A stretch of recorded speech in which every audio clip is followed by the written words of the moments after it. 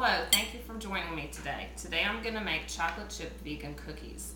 I found this recipe from Melissa Costello, and I found out about her through doing P90X. She was Tony Horton's personal chef, and he mentioned her. I went to her website. I found these wonderful cookies along with many other wonderful recipes.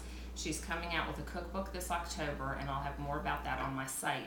You can find the recipe under the video, so you don't need to write down any of the measurements. I'm just going to tell you what goes into them, and then I'm going to make them. They're absolutely wonderful. They're not super sweet, so they're not your greasy, sweet chocolate chip cookies that you might be used to. These are just really delicious. So in here I've got my dry ingredients, and I have spelt flour, rolled oats, chopped walnuts, chocolate chips, some cinnamon, cardamom, baking soda, and sea salt. So all of that goes in here. I take my fork and I just mix it up to make sure it all gets all nicely mixed together.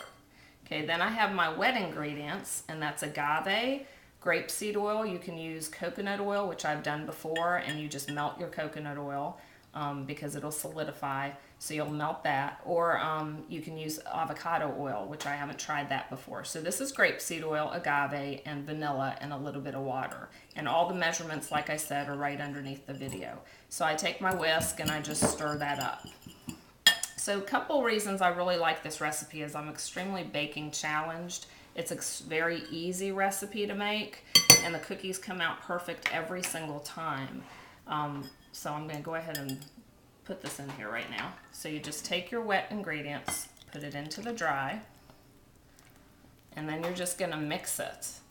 As I was saying, I'm really baking challenged, so I've often made chocolate chip cookies and they've come out flat as a piece of paper with the chocolate chips sitting in there, and I never know what I'm doing wrong.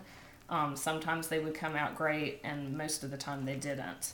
This recipe, I've never had a problem. It comes out good every single time I make it.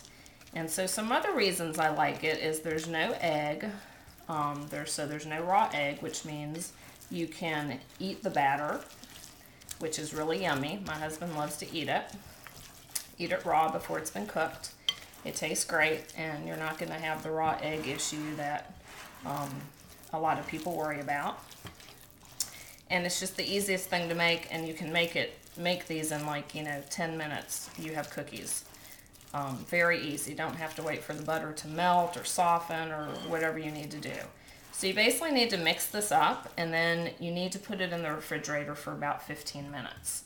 So I'm just going to put it in the refrigerator for 15 minutes, and then we're going to come back.